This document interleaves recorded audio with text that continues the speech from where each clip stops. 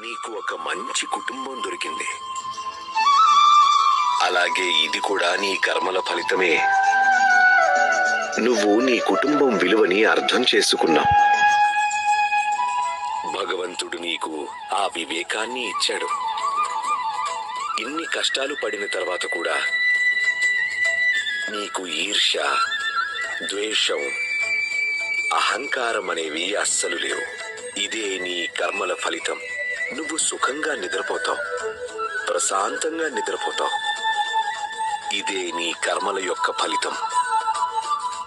నిన్ను గౌరవించే వాళ్ళందరూ మనస్ఫూర్తిగా గౌరవిస్తారు, భయంతో కాదు. ఇదే నీ కర్మఫలం. కర్మఫలం గురించి మాట్లాడుకుందాం. దేవా, నీ కర్మలకి మొదటి ఫలం ఏమిటంటే నీకు ఒక మంచి కుటుంబం దొరికింది.